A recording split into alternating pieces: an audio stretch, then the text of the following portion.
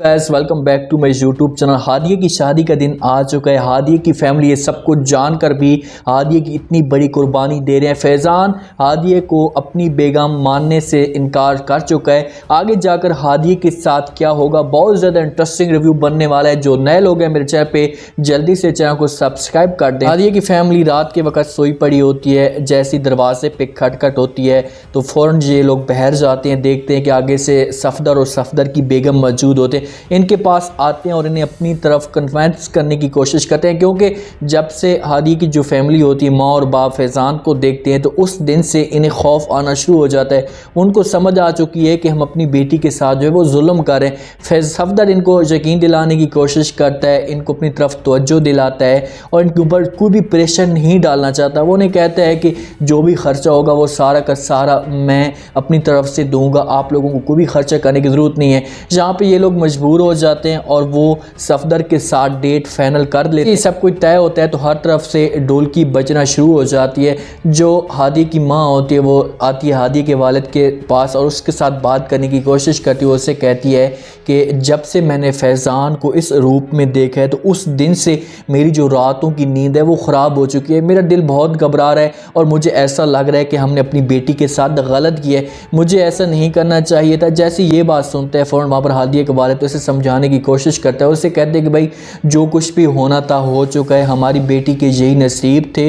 हो सकता है कि जब उस घर में जाए तो उसके बाद फैज़ान को अपनी गलती का एहसास हो जाए और इसे अपनी बेगम मान ले। तो फ़ौरन वहाँ पर वो कहती है कि ऐसा कैसे हो सकता है। वो पूरी कोशिश कर रही है कि भाई ये लोग अभी भी इस रिश्ते से इनकार कर सकते हैं, हम हादिया का जो है रिश्ता फैज़ान के साथ ना करें।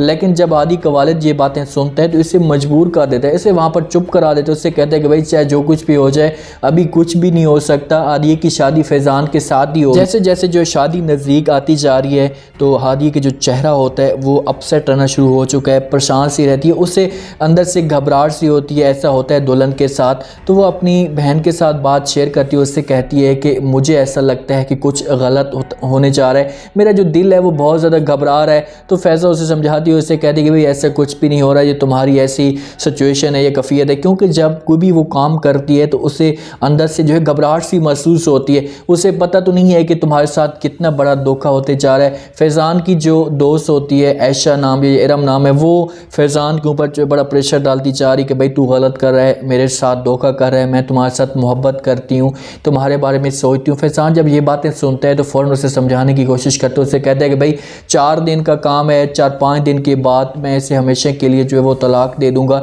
या तुम देखना मैं इसके साथ क्या हासिल करता हूँ। एक दफ़ा इस घर में आ जाए उसके बाद ये खुद बहुत यहाँ से चली जाएगी। शादी का दिन आ चुका है, फैज़ी जो है शादी पे नहीं जाना चाहता, लेकिन अब देखें कि मामू है तो लाजमी तौर पर उसे शादी में जाना पड़ेगा, क्योंकि अगर वो नहीं जाएगा तो सफदर जो है इसके ऊपर सवाल करेगा कि भाई ये क्यों नहीं आया। तो फ़ौरन जो है अपनी माँ के साथ आकर बात करता है तो उससे कहता है कि माँ जी मैं अब नहीं सामना करना चाहता हादिया का, मेरा दिल जो है वो घबरा रहा है, मैं नहीं चाहता कि मैं उसके सामने हूँ। तो उसकी माँ उसे मजबूर करती है, उससे कहती है कि बेटा चाहे जो कुछ भी हो जाए तुम्हें वहाँ पर जाना पड़ेगा, अगर तुम वहाँ पर नहीं गए तो बहुत सारे जो सवाल होंगे वो जन्म लेंगे। आपका मामू जो है आपके ऊपर इत्मीनान है, आपको हर चीज़ उसने दी हुई है, तो अगर नहीं जाओगे तो वो नाराज़ हो जाएगा। आखिरकार ये भी मजबूर हो जाता है, ये सोचता है कि भाई मुझे जो है सिर्फ और सिर्फ अपने मामू की खातिर वहाँ पर जाना पड़ेगा।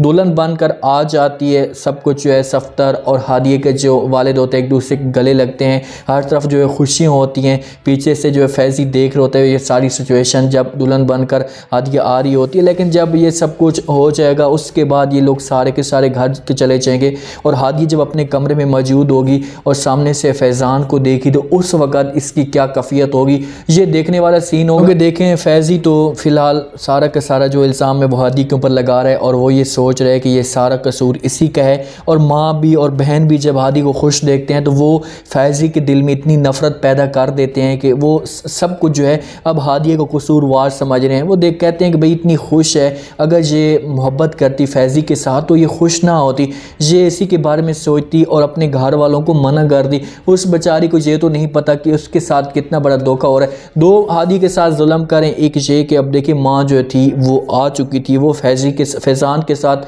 मुलाकात कर चुकी थी और फैज़ान की जो सिचुएशन थी वो भी देख चुकी थी।